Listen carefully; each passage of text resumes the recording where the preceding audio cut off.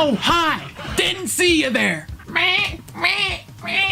Back for another episode of Bad Creepypastas, huh? Well, we're gonna make a little change around here. We're not gonna be focusing so much on ones with bad grammar from here on out, unless it's like super bad and out of place. For right now, we're gonna be just focusing on pastas that think they're being clever when they're really, really poorly written, not well thought out, and bunches of plot holes. And yes, none other than another lost episode creepypasta. I really need to start branching out some more. What's the one we're gonna be looking at today? Well, it's called Blue's Clues Sorrow. Yeah, we're going into the kiddie show route again. Anyway, without further ado, strap yourselves in and let's begin. Wait, that rhymed. I'm a poet and didn't know it. Double dip!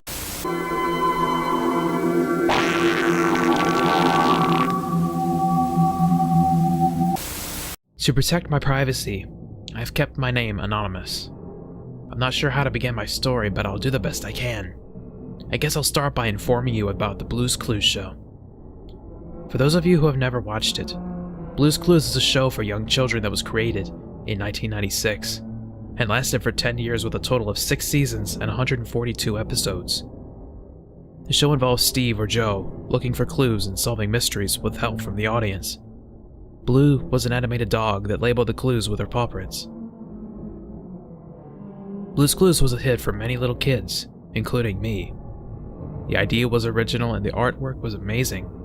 However, Steve Burns was the backbone of the show. Steve Burns was the actor who played Steve. He was more serious than Barney the dinosaur, but he loved kids and knew exactly how to make them happy. There was just something magical about his enthusiasm that made me want to watch more and more of his episodes. The saddest part of my childhood was when Steve left the show in 2002 and pursued a musical career. Steve was replaced by Donovan Patton, who was the actor for Joe, but it wasn't the same. I stopped watching Blue's Clues after Steve left. It just lost its magic. Joe was nothing like Steve. He was a total goofball, and my mother told me that Donovan Patton was quote-unquote acting too hard. When I was 16, my family moved to a large 3-story house in New York that was previously owned by a nice old lady. Man, you guys must be rich as fuck then. Do you know how much it costs to live in just a little apartment in New York? Also, do you know how much New York takes out in taxes? You guys must be absolutely loaded. Just a little apartment in New York is like $800 a month. Give or take a few hundred, depending on the area. A few weeks after moving in, I decided to do some exploring in the attic. I found an old trunk. To my surprise, it was filled with a bunch of old VHS tapes. Ho, we have hit the, mother lode. All of them were Blue's Clues tapes. I knew the old lady's cell phone number, so I decided to call her and ask her about the tapes. She told me that she bought them from a collector a few years back for her little grandson to watch. After I thanked her and hung up, I emptied the trunk and checked the tapes. All of them had episodes that I'd already watched, except for one. The one tape I found just had a regular sticker, not a factory sticker like the other tapes had. The title on the sticker was Blue's Clues Sorrow. I thought the title was a little strange, but I figured it was just a copy of the Steve Goes to College episode, the one where Steve goes off to college and Joe takes his place. Because Steve said goodbye to all of his friends in that episode, I considered it to be very sorrowful indeed. When my parents went on their anniversary trip and left me in charge of the house one night, I figured it was the perfect opportunity to check out the tape. Our TV has a VCR, and I have to admit I felt a tingle of excitement when I placed the tape in the player. Wait a minute, okay, so you guys have a 3-story house in New York. You guys can go on anniversary trips and whatnot. But you don't have a more up-to-date TV, because TV VCR combos was the shit in the late 90s. Hang on. TV VHS combo. Let's see what comes up. Okay, here's the first result right here, Pinterest. Alright, here's the second result. CRT television. Alright, here's the third result. Some of these more modern ones were flat screen. Yeah, some of these are flat screen and have a DVD with the VCR TV combo, but TVs are still cathode ray tubes. Okay, let's do a quick recap here. You guys have enough money to go on anniversary trips while having a 3-story house in New York, but you can't get a TV that doesn't go like this when it's turned on. Anyway, our TV has a VCR, and I have to admit, I felt a tingle of excitement when I placed the tape in the player. I was about to relive my childhood memories of watching Blue's Clues. I didn't care that I was too old to watch it. I knew for sure that I would enjoy it. At least, that's what I thought. That's what they always say. This day was gonna turn out like any other day, but it didn't. That's a total shocker. Points off for that cliche. The episode started off completely normal. The Blue's Clues book opened up and Steve looked out the window of his little yellow house. Hi out there. It's me, Steve. Have you seen Blue? Wait. She's not here. Well, come on in. The front door opened and Steve was in the living room, looking concerned. I need to tell you something important. Blue is at the pet hospital, and she's having an operation on her heart. I hope she's okay. Steve stopped talking and looked down at the floor. The scene ended. Well, that's a very brief scene. But I guess if it's just an episode meant for shock value, that doesn't matter much. The next scene shows Steve at the pet hospital. He sat in the waiting room without making a sound. He did nothing else but stare at the doors that led to the operating rooms. A surgeon opened the door, but she wasn't in animation. She was a real person. She whispered in Steve's ear, but I could hear everything she said. Her heart stopped beating. We tried our best, but we couldn't get it to beat again. I'm sorry. The scene ended. The next scene started with a title card saying that a month had passed after Blue's funeral. A deep voice spoke. There are 5 stages in the grieving process. Denial, anger, bargaining, depression, and acceptance. The voice said. Steve will experience 3 stages all at once. Depression, anger, and mental illness. But wait a minute, mental illness wasn't in the 5 stages of the grieving process.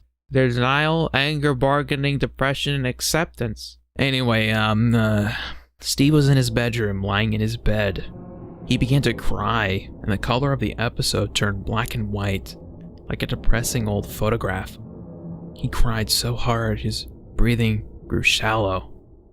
The scene ended. The next scene showed Steve sitting up on his bed. He stopped crying, but his face was red and his teeth were clenched tightly. In his hands, he had his stuffed anteater, Horace. He screamed, Blue! Blue! At the top of his lungs. His scream sent chills down my spine. Steve ripped off Horace's head, and black ooze squirted out of the stuffed animal's neck. Steve threw Horace in a fit of rage. When the anteater landed, the ooze completely covered the floor. I felt the urge to vomit. Against my better judgment, I decided to keep watching. Steve's body began to turn a darker and darker color by the second. After about 5 seconds, Steve turned completely black. He got up out of his bed, walked out of his bedroom, and walked into the living room. I thought he was going to sit in his big red thinking chair, but he didn't. He stood in front of the chair and stared at the screen for a full minute. His eyes lost their pupils and became nothing more than white dots. He started crying again, and white tears streamed down his face. Some sad piano music began to play. The music was so heartbreaking I shed a few tears myself. A message flashed on the screen. Here's the horribly made, horrible excuse of a screenshot that ruins the whole thing and is a total deal breaker on the story. You can figure out Blue's Clues, but you can't figure out insanity. It's pitiful. Look at this shit. Oh, that is painful. Oh, but don't insult the person who made this picture. Do you not have any idea how long it took to make the outline for Steve and fill it all in? Have you ever heard of GIMP? You ever heard of Paint.net? Anyway, the scene ended. The next scene shows Steve still standing in the living room. He was no longer crying and his body was a completely normal color. "I can't live without Blue," he said. "She was my best friend. She gave my life happiness and meaning. Without her, I have nothing to live for." The kids in the background that helped Steve find the clues started to cry and whimper. They shouted, "Please don't do it, Steve. We love you. We're your friends too." "I'm sorry," Steve said. "I'm sorry if I break your hearts for doing this, but I have no choice. Goodbye." He held up a container. The camera zoomed in on the label, which said potassium cyanide. Steve had a calm look on his face as he swallowed the contents of the container. He instantly collapsed. He foamed at the mouth, and his body twitched and thrashed on the floor like he was being electrocuted. He eventually stopped moving, and I knew that he was deceased. The episode finally ended as the TV cut to static. I sat still, dazed. It took my brain a few minutes to comprehend what I had just watched. I made the decision then and there to play detective and find out where in the world this episode came from. I looked up the name of the episode online but came up with nothing. I knew that the company Viacom owned Blue's Clues because their company name was shown on the factory stickers of the other VHS tapes. After a bit of research, I wrote a letter to the Viacom headquarters. I told them about my experience and asked them if they knew where the tape came from. 2 weeks later, I got a reply in the mail. "Dear Mr. XXXXX, thank you for taking the time to write to us. We were quite surprised about your story about the unaired episode of Blue's Clues that you discovered. We are grateful that you contacted us concerning it. We can personally assure you that Viacom Media Networks, as well as Viacom, claims no ownership or liability whatsoever regarding the episode. However, we still feel that an explanation is in order. Unfortunately, we are unable to provide details of the tape's creation as we simply do not know how this happened. Back in 2002, we received a VHS tape in a package with no return address. The words Mr. Ted were written on the package. Along with the tape, there was a letter from Mr. Ted stating that he was the biggest fan of the Blue's Clues series and asked for our approval to air his fan-made creation on television. We were quite flattered that a fan would send us a fan-made episode for airing. However, when our editors viewed the episode for refinement, they were quite appalled by its nature.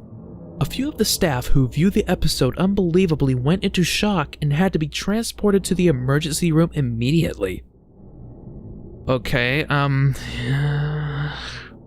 after seeing just that, from seeing something fan-made, from a horribly made MS Paint Steve crying white tears from his white dotted eyes just because Blue died, that's kind of goofy. Not gonna lie, that's goofier than Joe on Blue's Clues, okay? That's how goofy it is. And why didn't the narrator go into severe shock and have to be transported to the hospital, huh? Plot hole. Gotcha! Due to the horrifying content, we had absolutely no plans to air this episode. We passed the tape to a private collector, but we were dismayed to discover that he had many copies made. We ask that you please do not release the contents of the tape or this letter to the public, as we do not want to upset the viewers who love and support our shows for young children. With warm regards, Michael D. Frickless, Executive President, General Counsel, and Secretary. Man, you know, I hated when people do this whole thing where they make the letter that says, oh, don't release this to the public. Yet they do. Like in the back of your mind while you're reading this, you're just like, they just stepped in a pile of legal shit. Men in Black are gonna break into his house and overdose him on elephant tranquilizers or some shit. Questions bounced around inside my head, and they still do to this day. Who is Mr. Ted? How was he able to create this demonic episode? Gotta love the sprinklage, the usage of demonic in here. There was nothing demonic about it. Also, if it was demonic and these editors who viewed this episode went into shock and were rushed to the hospital, does that mean that the narrator is immune and is the key to stopping this demonic curse of the haunted tape? If that's so, then there's probably a sequel being written where our narrator hunts down Mr. Ted and douses him in holy water, causing Ted to shriek in demonic terror and explode into red chunks of flesh. Then Viacom sends the narrator an email thanking him for stopping this curse. Then they invite him to their headquarters where they play checkers for the remainder of the story. Yeah. Is he even, well, human? Out of respect for Viacom, I'm afraid I cannot provide any footage. However, I figured releasing a single screenshot and a copy of the letter to the public wouldn't make them too angry. Well, okay. They said specifically not to release the letter to the public, yet you did anyway, but you still have respect for them. Yeah. I'm not falling for it. You're not gonna swindle me this time. Poor excuse of plot armor there. You're probably wondering, why are you telling me this? How the fuck am I supposed to know? What's the point of the story? To be honest, I just wanted to get it off my chest. I've kept it a secret for a little while, but I eventually felt the desire to tell someone, whether they believed me or not. A part of my brain told me to throw away the tape and the letter, but I have kept both in my closet to remind me that what I experienced was real. I now realize that some so-called fans of TV shows are not as normal as you might think they are. I agree there. I think some Loud House fans are off their fucking rocker. Well, where do I begin? I kind of ran my mouth a bit with this story, didn't I? To start off, it doesn't add up that they appear to be a rich family owning a 3-story home in New York and going on anniversary trips and whatnot. But in the same hand, owning a VCR TV combo from assumably the 1990s, assumably as their main television. Next, how can this be a demonic tape that sends people into shock, resulting in a trip to the hospital if the narrator is perfectly fine other than being shaken by the contents of this tape? 2 plot holes here that have no explanation and are just poorly written in general. Last but certainly not least, the screenshot quote-unquote is insanely horrible. Just look at it. Heinous. Now, what would I do to make this better? Number 1, make a better, more convincing screenshot for one. Just ugh. Next, I would take out the whole TV has a VCR thing and just say I popped the tape into an old VCR. That really didn't need to be there and doesn't add up in the first place. Next, I would omit the whole demonic reference to the tape and how badly it affected the employees who reviewed said tape. It doesn't always have to cause bad effects to people in the story to be shocking to the reader. I would have liked a more realistic approach to the backstory, with a fan just sending in a disturbing tape to the crew where it just left a lasting bad taste in everyone's mouth. That's how I would have written the story. Anyways, not the worst pasta, not the worst flaws either, but I don't know how it got a best pastas tag on the Lost Episode wiki. And I think that'll do it for this episode of Bad Creepypastas. If you enjoyed this and want more, hit the like button and share with your friends, and of course, subscribe. This is uTonical, signing out. Have a good one.